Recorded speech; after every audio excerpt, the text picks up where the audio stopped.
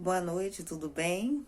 E aí, vamos a mais uma leitura hoje de um dos Na verdade, hoje eu vou ler uns versículos do Salmo que foi escrito por Davi, né? Um salmo de grande reflexão, nós podemos usar muito nos nossos momentos atuais, né? Para nos orientar até quando a gente imagina que Deus não está agindo na nossa vida, nos nossos problemas, nas nossas tribulações diárias. Então, o Salmo é o Salmo 44, e eu vou ler do versículo 23 ao 26, que começa assim: Despertas, porque dormes, Senhor? Acorda, não nos rejeiteis para sempre. Porque escondes a tua face e te esqueces da nossa miséria e da nossa opressão? Pois a nossa alma está abatida até ao pó. O nosso ventre se apega à terra. Levanta-te em nosso auxílio e resgata-nos por amor das tuas misericórdias. Esse salmo foi escrito por Davi num período de grande sofrência. Na verdade, ele estava assim representando o povo nesse período de grande sofrência do povo de Israel. Então, quando ele faz essa lamentação, que se diz que esse salmo é uma lamentação do povo de Israel. Israel estava sendo invadido, a cidade estava sendo invadida pelos assírios, né, que cercaram e ameaçaram destruir toda a cidade. Muita gente foi machucada, muita gente foi morta, muita gente foi sacrificada.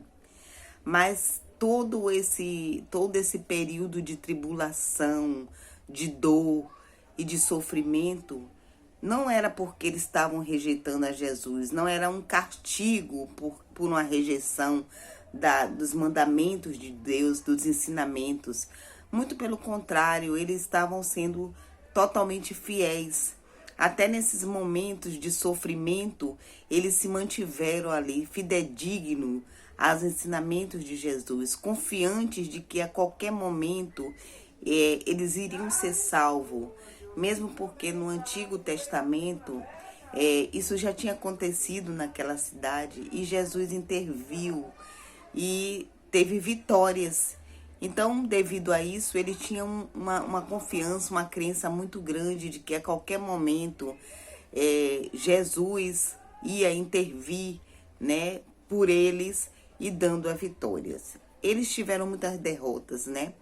Foi até, eles citam até aqui que foram jogados ao sofrimento como se fossem as ovelhas para o matadouro, né? Então, quando eles pedem aqui, eles passam a entender que Jesus estava adormecido, tinham esquecido deles, mas mesmo assim, eles mantiveram a fé em Jesus. Eles mantiveram a crença de que Jesus ainda ia salvar.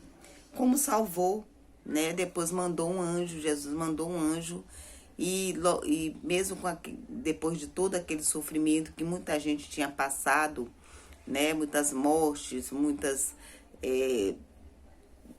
coisas ruins que era feito na época, né? Aos perseguidores de Jesus. Jesus conseguiu salvar ainda uma grande parte do povo de Israel. Mas o que a gente pode tirar disso, né? Que Jesus se mantinha calado, né? Vendo aquele todo o sofrimento do povo de Israel, que era fidedigno a eles, que tinha total fidelidade a eles, mas ele estava calado, ele não se pronunciava, ele não mandava ninguém para ajudar, e as batalhas se sucediam, os assírios tomando a cidade, maltratando o povo, e Jesus calado, né, sem falar nada. Mas por que que acontecia isso? Por que que Jesus, tão bondoso, com pessoas tão fiéis e tão dignas de confiança nele, por que que Jesus praticava esse silêncio, né? Se isolava, se mantinha calado, sem nada fazer a favor dos israelenses. Então, acreditou-se depois e foi verdade isso, que Jesus estava ali fazendo um teste de fidelidade, um teste de fé. Eles imaginavam, eles que creram depois, né, que teve a vitória, que Jesus, pelo Salmo 44, estava ali testando a fé dos israelenses. E até quando eles poderiam aguentar aquele sofrimento e manter a fé deles nele, a confiança de que a qualquer momento ele ia surgir ou ia mandar alguém para ajudar, como foi feito. A gente pode tirar isso como um grande aprendizado hoje, né? Nós, quando passamos por tribulações nas nossas vidas, quem nunca passou, né? Por tribulações, já que a vida é uma roda e a gente está sempre ou no alto ou no baixo, e nesse baixo a gente está sempre passando por momentos ruins, mas ainda bem, glória a Deus, que é por um período provisório, né? Que depois a gente acaba subindo novamente para o alto e mais forte pelo aprendizado que passou, que teve, pelo aprendizado que teve, pela lição que nos ensinou esse passar por baixo, por ficar no solo, né? Porque a vida é uma roda, ela tá sempre girando e você não fica só na felicidade, você não fica só no deserto, você tem um equilíbrio, né? De estar sendo testado e por passar por momentos bons e por testes de provações. E foi exatamente isso que o israelense passou, né? O salmista do Salmo 44, que foi Davi que escreveu, que estava implorando, né, essa ajuda de Deus para esse povo que sofria injustiçado, porque não era contra Deus, não era desfavorável aos mandamentos de Deus, mas continuava ali com aquele todo sofrimento. No dia a dia, como eu estava dizendo, a gente passa por essas tribulações, por grandes tribulações, algumas, outras menores, e a gente, de vez em quando, se sente abandonado, né? Porque você não vê nada acontecer, você não vê um pronunciamento de Deus assim, uma melhora nas coisas. Você, às vezes, as coisas só piora, só piora, só piora. Deus está ali lhe testando, né? Na verdade, são testes de fortalecimento, para saber como é a sua força na fé. Quanto você pode aguentar daquele sofrimento e manter a fé em Jesus. E não abandoná-lo.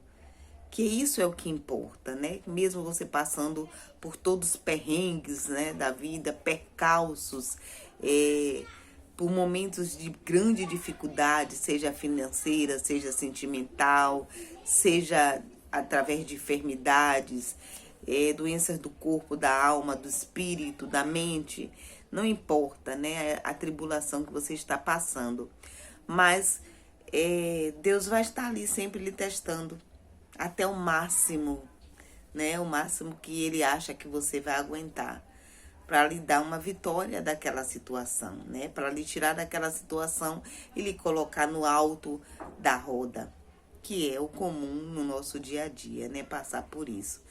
Mas Deus está testando todos. Muitos aprendem e outros se mantêm lá embaixo, né? Porque não conseguem entender que aquela provação é passageira e que depende de você sair disso e sair disso para uma coisa melhor. Então, essas provações na nossa vida que o povo de Israel sofreu, mesmo acreditando em Jesus até seus últimos momentos, né? E Jesus se mantendo, tanto que ele fala aqui: levanta-te em nosso auxílio, resgata-nos por amor de tuas misericórdias.